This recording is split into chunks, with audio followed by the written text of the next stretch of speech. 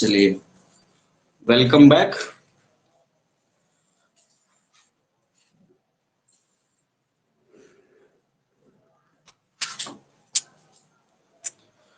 हम लोग जो है पुनः अब आ चुके हैं। हम लोग पढ़ेंगे use of this and that. ठीक है, डिमॉन्स्ट्रेटिव प्रोनाउन है ये। दिस और दैट का प्रयोग, दिस और दैट का प्रयोग हम डिमॉन्स्ट्रेटिव प्रोनाउन के रूप में किसी सिंगुलर काउंटेबल नाउन या सिंगुलर अनकाउंटेबल नाउन के पहले करते हैं। सिंगुलर अनकाउंटेबल नाउन के पहले करते हैं। ठीक है, किसी सिंगुलर काउंटेबल नाउन या सिंगुलर अनकाउंटेबल नाउन के पहले हम जो है क्या प्रयोग करते हैं, दिस या दैट का प्रयोग करेंगे। याद रखना है यहाँ पर सिंगुलर काउंटेबल और सिंगुलर अनकाउंटेबल नाउन होना चाहिए।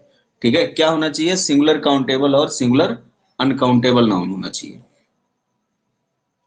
ठीक, तो ये जो है पूरा स्पष्ट होना चाहिए, सिंगुलर काउंटेबल नाउन और सिंगुलर अनकाउंटेबल नाउन।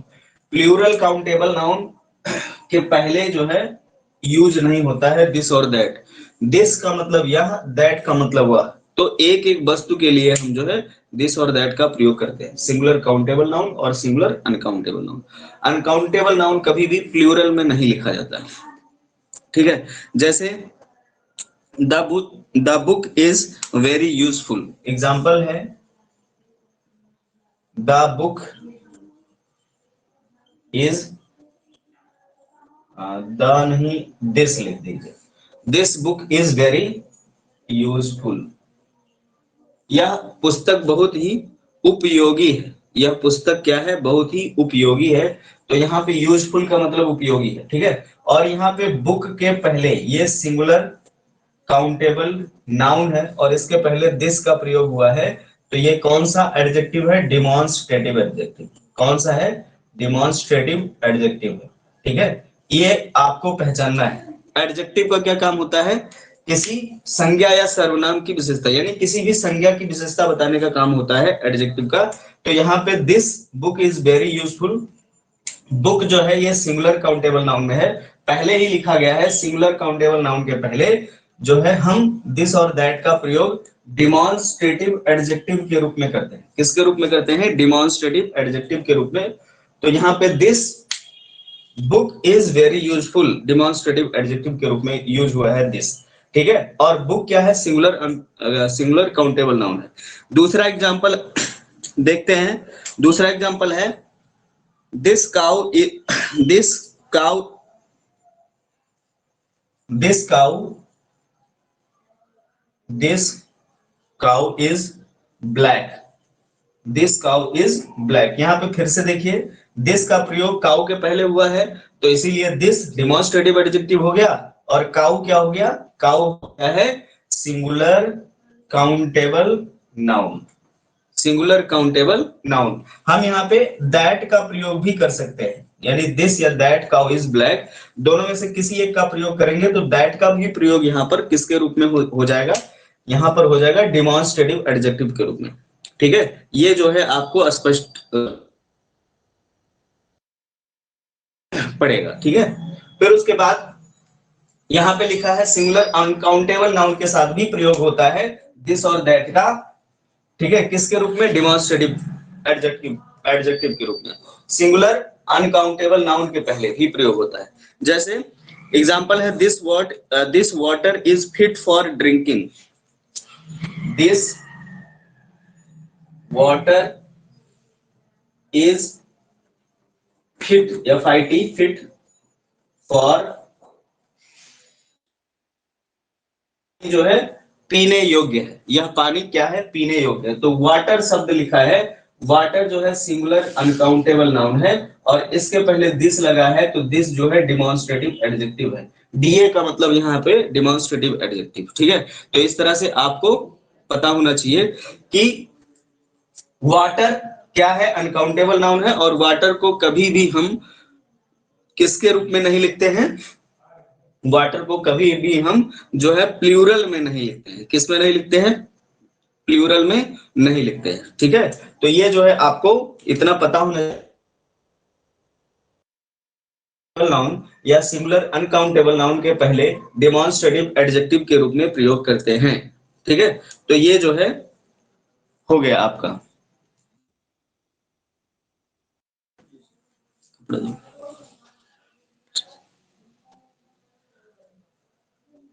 तो ये जो है आपको समझ में आ गया होगा। आगे चलते हैं। आगे है हमारा जो है यूज हम करेंगे दीज और दोज का। ठीक है, वो भी डिमॉन्स्ट्रेटिव एडजेक्टिव भी है, दीज और दोज। दीज और दोज का प्रयोग हम आगे करेंगे। Use of these and those. ठीक है, दीज का मतलब ये और दोज का मतलब होता है वे या वो। ठीक है, या प्लूरल काउंटेबल नाउन के लिए होता है। दीज और दोज का प्रयोग जो है डिमॉन्स्ट्रेटिव एडजेक्टिव के लिए, या हम ये कह सकते हैं these and those are used as demonstrative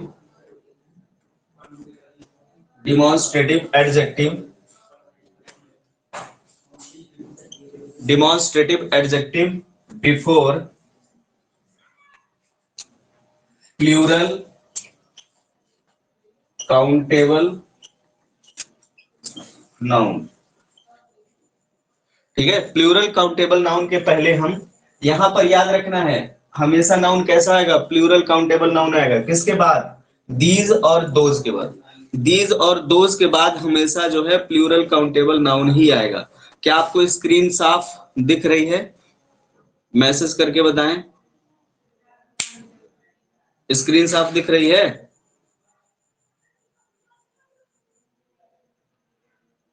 these और दोज का प्रयोग जो है हम प्लूरल काउंटेबल नाउन के पहले करते हैं। ठीक है,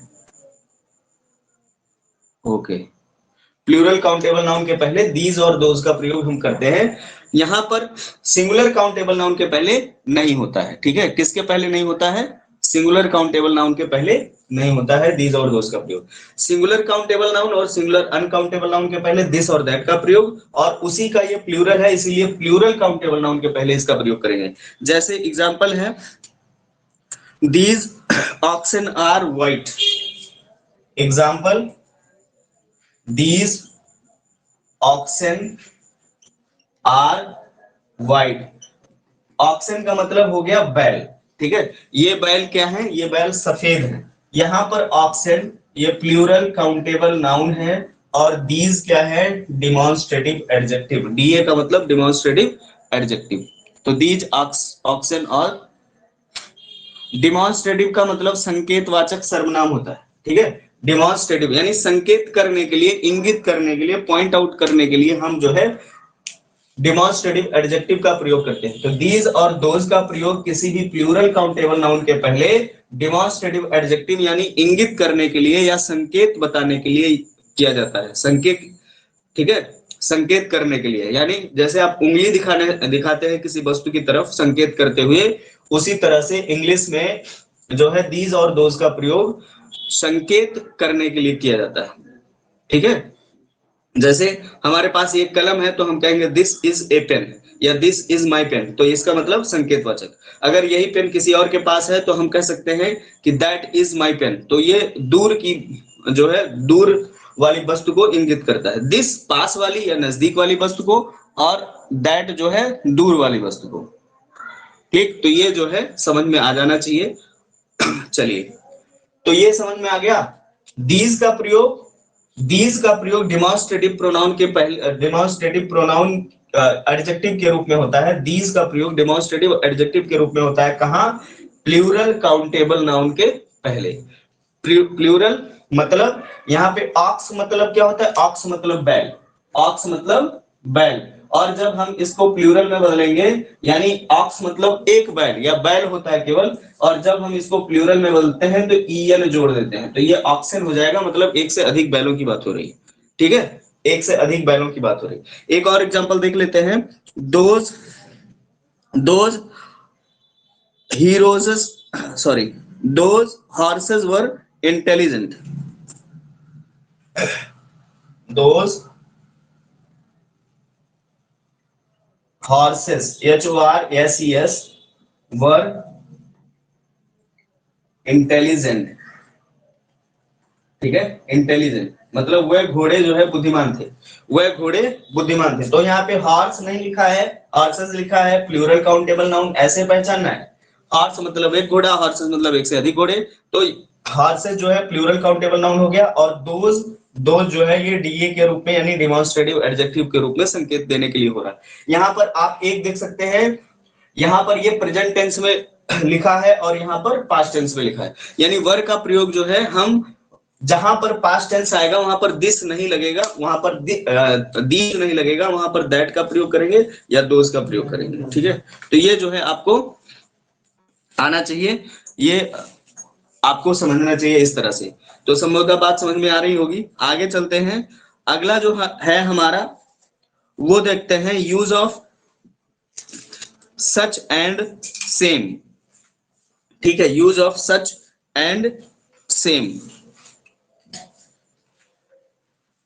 चलिए आगे देखते हैं।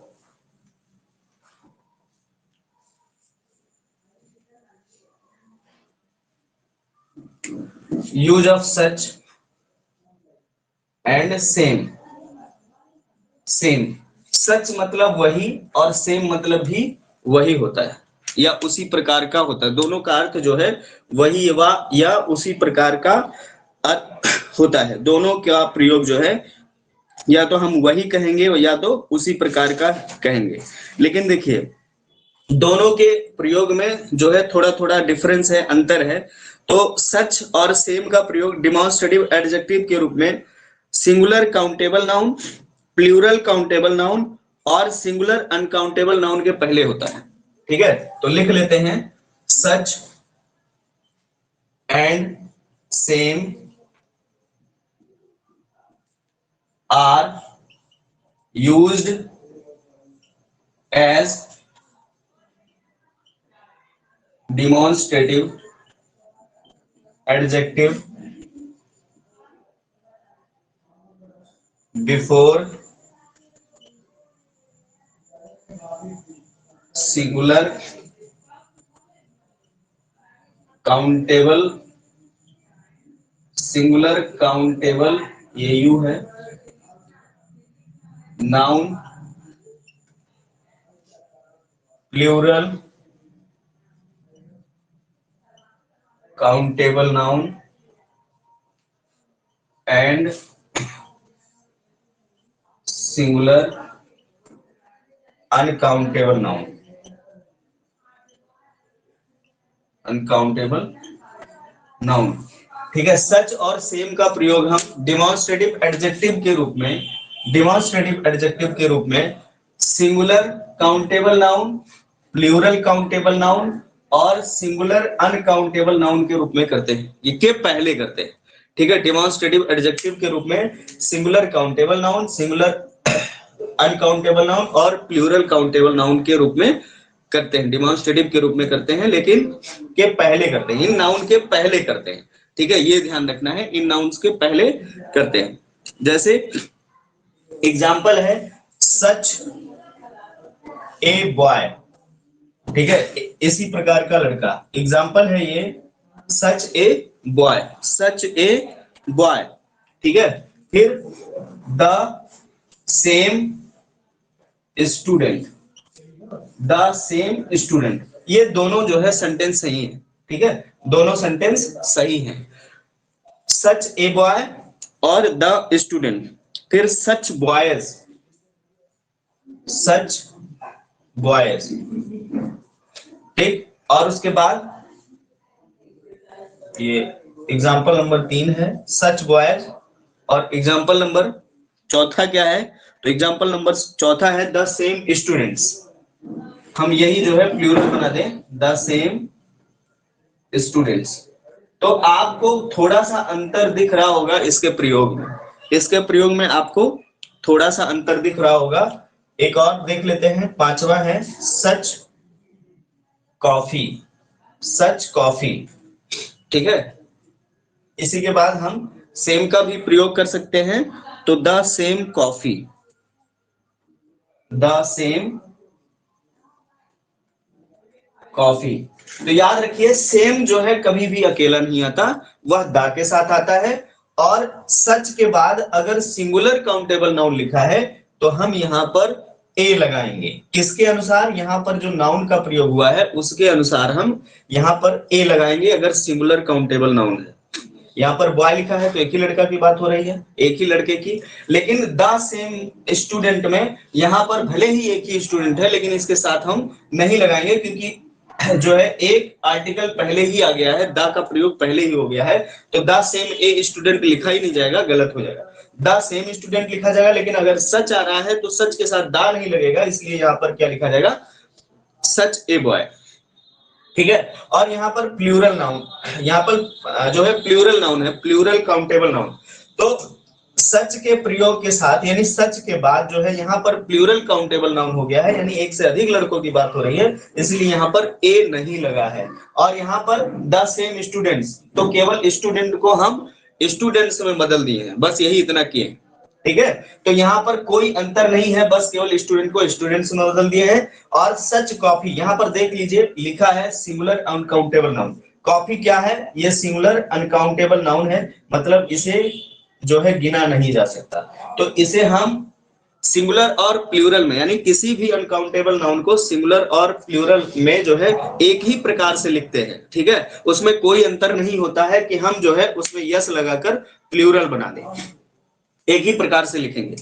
आप देख रहे होंगे एक प्रकार का पैटर्न बन रहा है, तो पैटर्न कौन सा बन रहा है देख लेते हैं कि सच के बाद, यानी सच के बाद ए या एन का प्रयोग होता है। सच के बाद ए या एन का प्रयोग हो रहा है, और प्लस जो नाउन आ रहा है वह सिंगुलर काउंटेबल नाउन है। यानी सच के बाद ए एन लगेगा तब जब सिंगुलर काउंटेबल नाउन का प्रयोग होगा। ये पैटर्न यहाँ पर बन रहा है। ठीक है। क्या बन रहा है? सच के बाद ए एन का प्रयोग अगर हो रहा है तो उसके बाद सिंगुलर काउंटेबल नाउन का प्रयोग होना चाहिए। ठीक। उसके बाद दूसरा पैटर्न द सेम के साथ या सेम के साथ क्या बन रहा है? तो द सेम लिखा जाएगा, द सेम। उसके बाद जो हम लिखेंगे वह चाहे वो सिंगुलर काउंटेबल नाउन हो, ठीक है, SUN लिख दे रहे हैं, आप लोग समझ जाइएगा। SUN मतलब सिंगुलर अनकाउंटेबल नाउन, या जो है सिंगुलर काउंटेबल नाउन, या प्लूरल काउंटेबल नाउन, यानी सबके साथ हम द सेम का प्रयोग करेंगे। यहां पर कोई अंतर नहीं है। द सेम के बाद जो है हम सिंगुलर अनकाउंटेबल नाउन भी लिख सकते हैं, सिंगुलर काउंटेबल नाउन भी लिख सकते हैं, और सिंगुलर ये प्लूरल काउंटेबल नाउन का भी प्रयोग कर सकते हैं। हाँ, एन का प्रयोग जो है जब यहाँ पर जो नाउन आएगा सच के बाद, ए के बाद, या यहाँ पर एन का प्रयोग उस समय होगा जब यहाँ पर जो नाउन का प्रयोग हो रहा है, ठीक है, वो उसका प्रोनाउंसिएशन शुरुआत में वोवेल के साथ हो। जैसे यहाँ पर बॉय लिखा है, अगर यहाँ पर आउल लिखा होगा तो आ से प्रोनाउंसिएशन हो रहा है। अगर यहाँ पर एप्पल लिखा होगा तो ए से प्रोनाउंसिएशन हो रहा है, तो यहाँ पर एन एप्पल हो जाएगा, एन आउल हो जाएगा। एलिफेंट होगा तो वहां पर एन का प्रयोग होगा। ये आर्टिकल की जो है बात है। ठीक है, समझ में आ रहा है? ठीक। तो एन का प्रयोग कहाँ होगा तो जो है वो भी बता दे रहे हैं, एन का प्रयोग कहाँ होगा। तो ये समझ में आया। सच के बाद ए एन कब लगेगा? जब सिंगुलर काउंटेबल नाउन होगा। और द सेम के बाद हम जो है चाहे सिंगुलर अनकाउंटेबल नाउन लिखे, या सिंगुलर काउंटेबल नाउन लिखे, या प्लूरल काउंटेबल नाउन लिखे, हर परिस्थिति में सेम रहेगा, कोई अंतर नहीं है उसमें। ठीक है, कोई अंतर नहीं है। और दूसरा पैटर्न क्या है कि सच के बाद सच, और इसके बाद जो है डायरेक्ट बिना किसी आर्टिकल के हम प्लूरल काउंटेबल नाउन लिखेंगे। ठीक है, जैसे यहाँ पर सच ए बॉय के बाद सच बॉयज लिखा गया है। यहाँ पे सच के बाद पूरी तरह से क्या लिखा गया है? बॉयज, यानी प्लूरल काउंटेबल नाउन लिखा गया है, लड़कों को गिना जा सकता है। ठीक, चलिए आगे देखते हैं। दूसरा एन का भी प्रयोग कर लेते हैं हम लोग, एन का प्रयोग। ठीक है,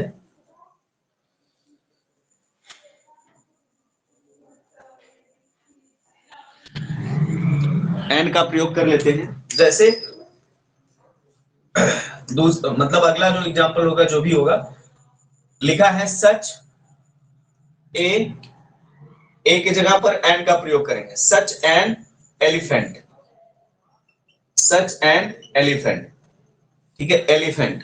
तो ऐसे लिखा जाएगा। यहां पर ई से उच्चारण, ए से उच्चारण हो रहा है ना, ई से लिखा है लेकिन उच्चारण किससे हो रहा है, ए से हो रहा है, एलिफेंट।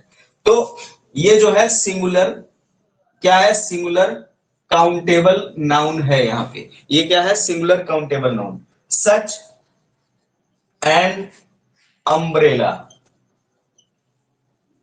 सच एन अम्ब्रेला, ये क्या है, ये है सिंगुलर काउंटेबल नाउन। और यहाँ पर अम्ब्रेला यू से शुरुआत है लेकिन उच्चारण किससे हो रहा है, आ से हो रहा है। तो इस तरह से आपको करना है कि ऐसे वर्ड यानी ऐसे नाउन जिनका उच्चारण, ठीक है, वोवेल से होगा यानी स्वर से होगा, ए ई आई ओ यू से हो रहा है, उच्चारण होना चाहिए, लिखा ही नहीं माना जाएगा, उच्चारण होना चाहिए। तो वहां पर हम उसके पहले, उन नाउन्स के पहले एन का प्रयोग करेंगे, अन्य के साथ जो है ए का प्रयोग करते हैं।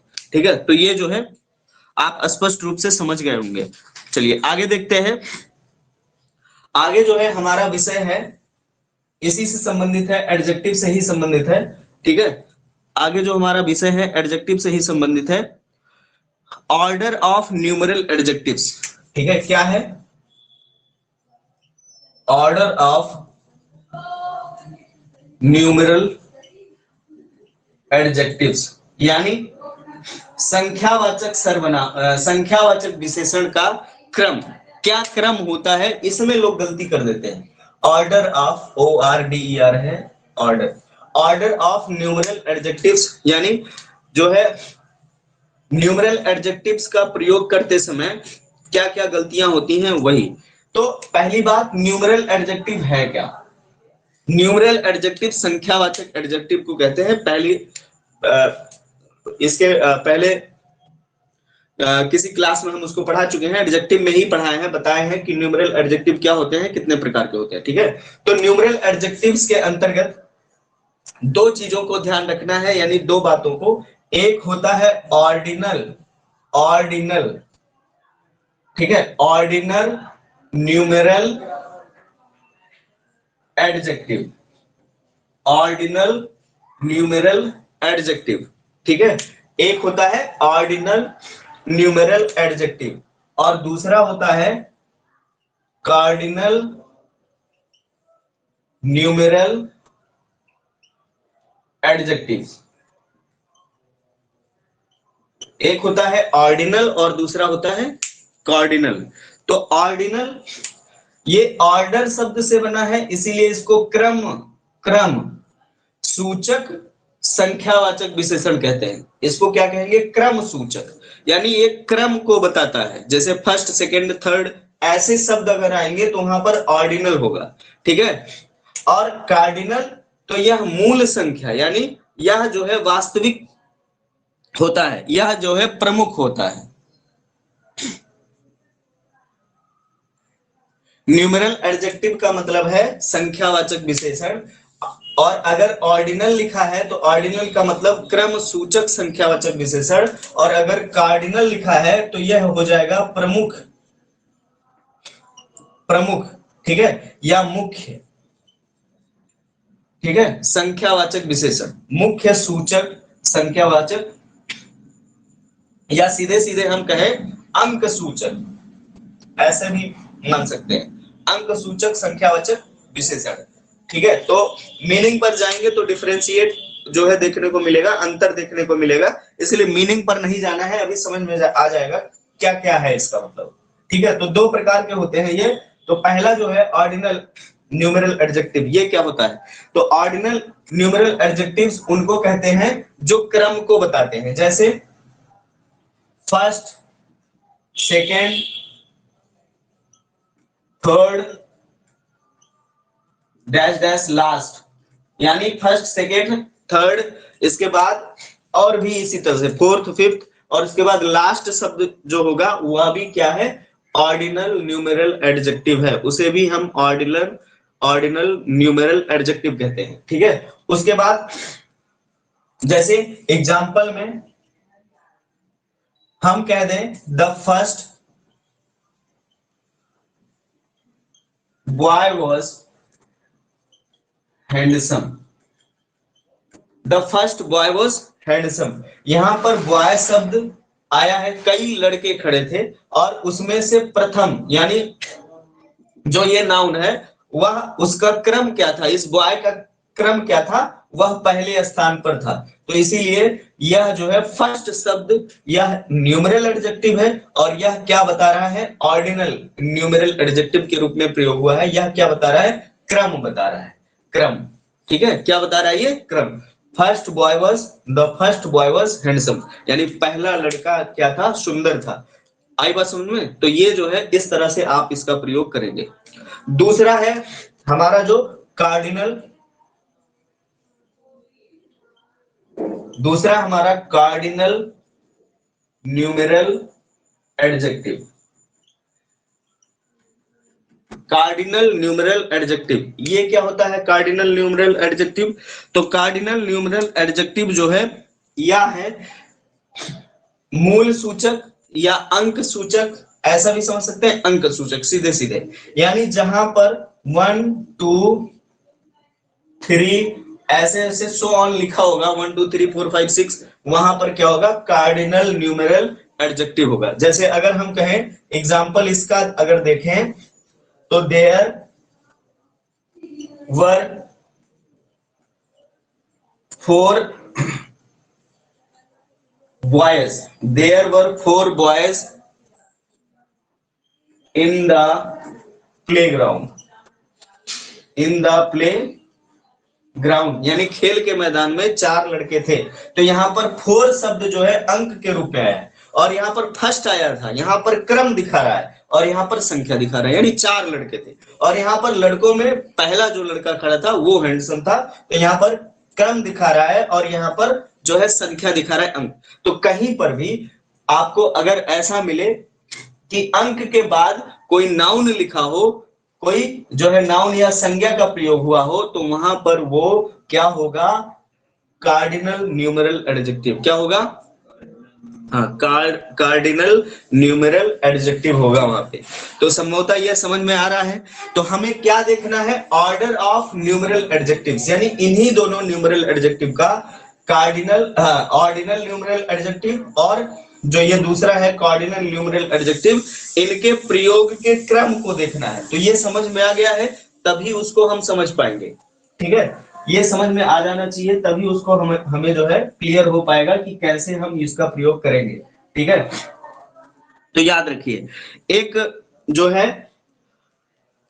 एक वो होगा स्ट्रक्चर, या एक हम यूं कहें कि सिंटेक्स होता है, सिंटेक्स, सीक्वेंशियल सिंटेक्स बोलते हैं। ठीक है, सीक्वेंशियल सिंटेक्स बोलते हैं, जिसके अनुसार जो है हम किसी सेंटेंस को लिखते हैं, उसी को हम स्ट्रक्चर कहते हैं। क्या कहते हैं, स्ट्रक्चर। तो याद रखिए, अगर किसी सेंटेंस में कार्डिनल और ऑर्डिनल दोनों का प्रयोग हो रहा है, तो सदैव ऑर्डिनल जो होगा, ऑर्डिनल न्यूमेरल एडजेक्टिव होगा, पहले उसी का प्रयोग होगा। यानी किसी भी सेंटेंस में अगर दोनों न्यूमेरल एडजेक्टिव आ रहे हैं, तो यहां पे सबसे पहले ऑर्डिनल का प्रयोग होगा, उसके बाद कार्डिनल का प्रयोग होगा। ठीक है, उसके बाद कार्डिनल न्यूमेरल एडजेक्टिव का प्रयोग होगा। अभी समझ में आ जाएगा। उसके बाद हम जो है नाउन लिखेंगे, वो चाहे सिंगुलर में होगा या प्लूरल, प्लूरल में होगा। सिंगुलर काउंटेबल नाउन होगा या प्लूरल काउंटेबल नाउन होगा, या फिर सिंगुलर अनकाउंटेबल नाउन होगा। ठीक है, आप जो है कुछ भी यहां पर किसी भी प्रकार के नाउन को देखेंगे, चाहे वो सिंगुलर में होगा काउंटेबल नाउन या प्लूरल काउंटेबल नाउन होगा। ठीक है, तो पहले ऑर्डिनल होगा, फिर कार्डिनल होगा, फिर सिंगुलर या प्लूरल नाउन का प्रयोग आप यहां पे देखेंगे। जैसे एग्जाम्पल है the first 4 chapters of the book. Example है the first 4 chapters chapters of the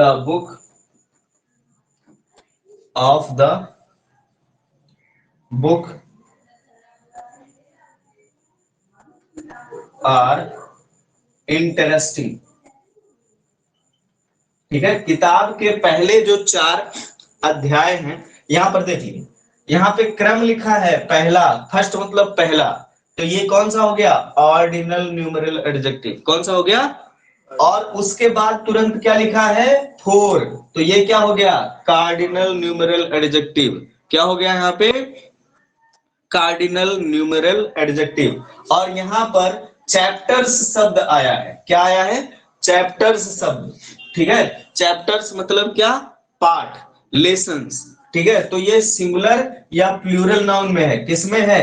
तो चैप्टर्स ऑफ द बुक लिखा है ना, तो ये चैप्टर्स मतलब पाठों की बात हो रही है, किताबों की बात नहीं, किताब में वर्णित पाठों की बात हो रही है। तो plural countable noun, 1 chapter, 2 chapter, 3 chapter, plural countable noun के अंतर्गत आता है ये। ठीक है, तो इस तरह से आपको प्रयोग करना है, यानी पहले ऑर्डिनल न्यूमेरल एडजेक्टिव, उसके बाद जो है कार्डिनल न्यूमेरल एडजेक्टिव। ये जो है आपको ध्यान रहना चाहिए। तो थोड़ा सा समझिए, 1 मिनट समय दीजिए।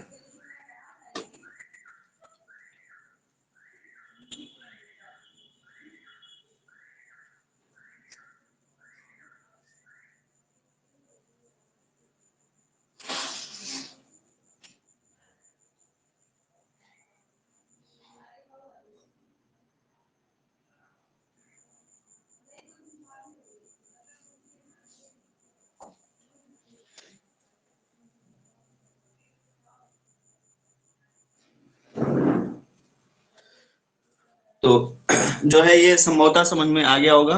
चलिए, इस तरह से आप इसका प्रयोग कर सकते हैं। और जो है एक और एग्जांपल देख लेते हैं, फिर उसके बाद आज की क्लास यहीं तक। और आप कमेंट करके जरूर बताएं कि क्लास कैसी लग रही है, सही है, कुछ इंप्रूवमेंट चाहिए क्या, इसी तरह से चलता रहे। ठीक है, जैसा आप लोग सुझाव देंगे उसी हिसाब से चलेगा। और जो है समझ में आना चाहिए, समझ में आ जाएगा तभी हमारा परिश्रम जो है वो सार्थक हो जाएगा। ठीक है, तो अगला जो हमारा एग्जाम्पल है, हम कहेंगे the last 4 books of the last 4 books of shelf are sold. यानी शेल्फ की अंतिम 4 किताबें भी बेच दी गई। लास्ट मतलब क्रम हो गया, अंतिम, और 4 मतलब ये जो है संख्या सूचक हो गया, यानी कार्डिनल न्यूमेरल एडजेक्टिव हो गया। बुक्स यहाँ पर प्लूरल काउंटेबल नाउन के रूप में आया है, यानी प्लूरल नाउन का प्रयोग हुआ है। ठीक है, तो इस तरह से आप एग्जाम्पल को देखते हुए इसको समझ गए होंगे। ठीक, तो आज के लिए हमारी क्लास यहीं तक। ठीक है, तो देखते हैं,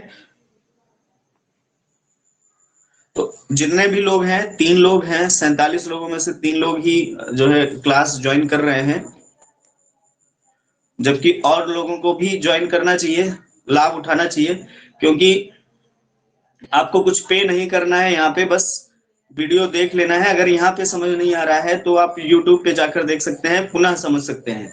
ठीक है, तो आज के लिए इतना ही। और अपना बताएं, योगदान दें कि कैसा लगा क्लास। अवश्य इसको देखने का प्रयास करें, समझने का प्रयास करें, और दोस्तों को भी बताएं कि एकदम बढ़िया क्लास चल रहा है। ठीक है, मस्त क्लास चल रहा है।